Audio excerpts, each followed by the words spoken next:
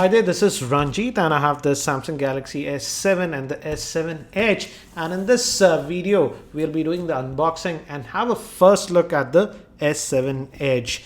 And we are getting the 32GB variant as of now in India, and this is the black onyx. So let me just open this up, and the Edge is having a slightly larger screen this time, and let me show you the box. And regarding the pricing, the price quoted here on the box is 62,100, but this is not correct. The retail price, this is the retail price for the S7 Edge in India is 56,900, and for the regular S7 is 48,900.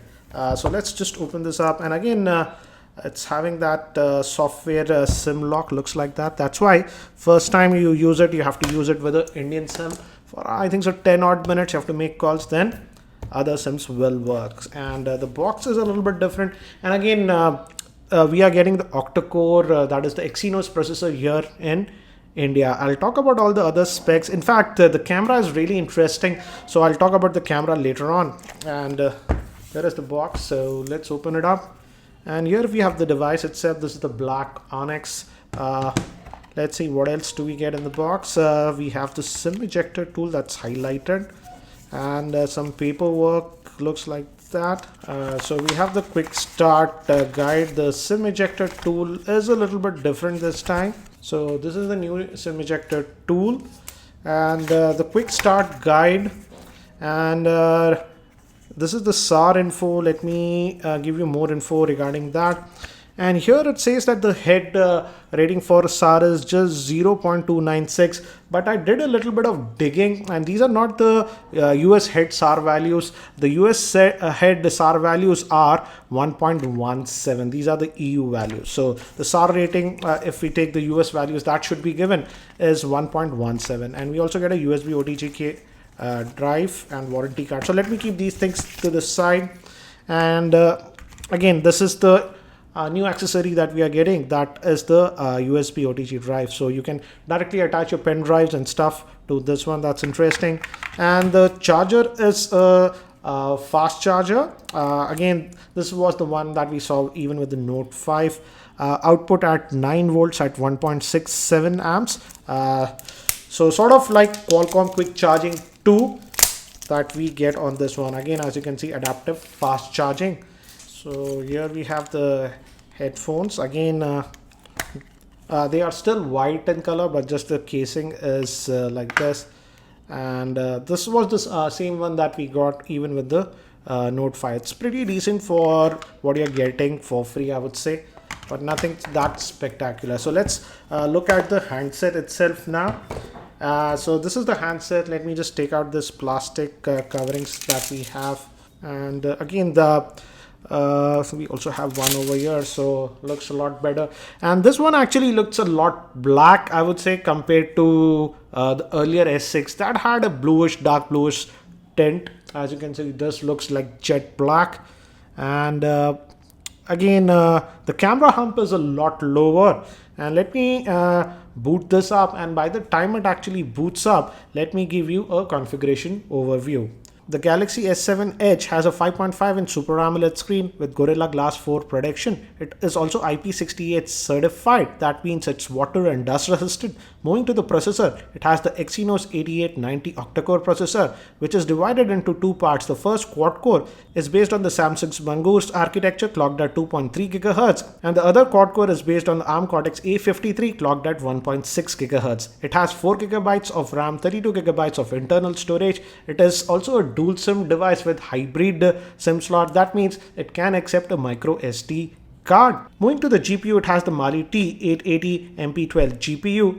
It has a 3600 milliamp hour battery. It also supports wireless charging. And moving to the camera, the rear facing camera is a 12 megapixel shooter with f1.7 lens with dual pixel technology, and the front facing camera is a 5 megapixel shooter, and this also has a f1.7 lens. So I've just finished setting up this device, and this is the first boot.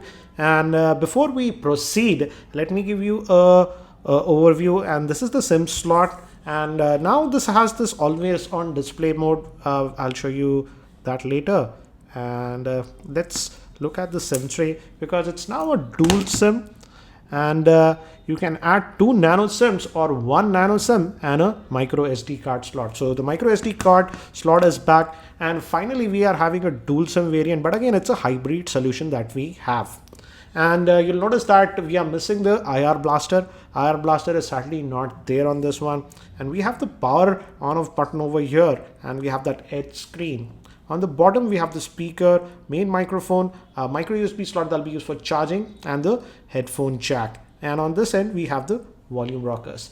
And in fact, I have to say Samsung has done a very good job in terms of the in-hand feel, though it is having that 5.5 inch screen. Due to this curved back, the glass is also curved a little bit. It feels nice to hold, and frankly speaking, it does not feel like that you're holding a 5.5 inch device. Let's check the fingerprint also. I did set up the fingerprint, so as you can see that works. So let's try again. Okay. So yeah, the fingerprint scanner is working. Now let's look at the other settings. If you just go down, again it's the TouchWiz that we have, so but the color scheme I have noticed is changed a little bit, and it says that we already have a software update, and looks like some Microsoft apps like OneNote etc are pre-installed. And let's look at the settings and about the if you go to about the device, and if we go to, this is the model number that we have, and if we go to software info, it's running on the Android version 6.0.1. so you're getting Marshmallow out of the box on this device. So let's just go back and let's look at the storage. How much do we actually get out of that 32 gigabytes? And out of that 32 gigabytes, you get 24.34 gigabytes of space free. But again, we can also add a micro SD card on this one. So storage should not be a issue. Let's look at what are the apps. And this is the new TouchWiz that Samsung has installed. And if you go towards the left, again, it's that Flipboard, but it's not lagging. But again, I personally don't like that, and I disable it anyways. Google folder with Google apps, and if we go over here, yes, looks like some of the apps are pre-installed like Instagram and WhatsApp. Again, Microsoft Office Suite is also pre-installed, Skype is there, so a little bit of bloatware, and Samsung specific apps like S Health and S Voice. We also have the file manager, that's my file, and we also have Samsung Gear and pre-installed. So there is a little bit of bloatware that is pre-installed, but not a lot of bloatware. This is the only page that we have, so it's okay, I would say. And let's just try to actually change the wallpaper. It's a pretty dull wallpaper for such an AMOLED screen. All the wallpapers are pretty dull this time. I don't know why Samsung went with this one. As you can see, I'll definitely try to install more attractive wallpapers. And this is the edge screen that we have. As you can see, we have this pane. Let me just go back over here, the small edge. This is the edge screen pane, and using this you can put in your favorite apps and stuff. Now we have 2 rows instead of 1 that we had earlier. We also have this new thing called Task Edge. I'll try to play around with that, and we can also add our favorite contacts. So the edge functionality is there, and again these are some of the edge panes. So that's the main difference. But again, this what do you say, S7 Edge has a 3600 milliamp hour battery, which is a huge improvement over the earlier Galaxy S6 Edge, which had just a 2600 milliamp hour battery. So I'm expecting that the battery life should be really good. But I'm not a big fan of this color scheme. It's too white as of now. I doubt we can change that, but again, that's the new theme that we get. Now, one thing that Samsung was talking a lot about is the camera, and what they have now done is it's a 12 megapixel shooter instead of the 16 megapixel shooter that we have earlier, but the pixels are a lot wider. In the earlier S6, it had a pixel size of 1.12, but this one has 1.4 micron pixel.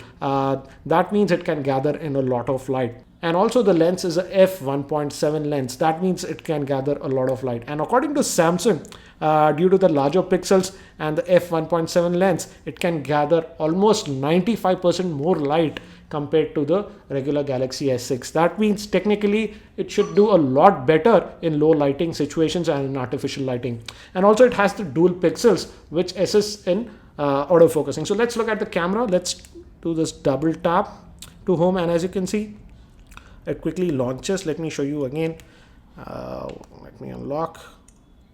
Let's just go back to home, and from anywhere you can just double tap. One peculiar thing that I've noticed is now the home button is also the physical button is black in color, so it just blends in this. In the earlier versions of Samsung devices, you could easily look at it, but here it's like sort of camouflaged, if you notice. But anyways, if you just double tap, it opens the camera, and let's look at the camera interface, and it has the tap to focus again, really fast as expected.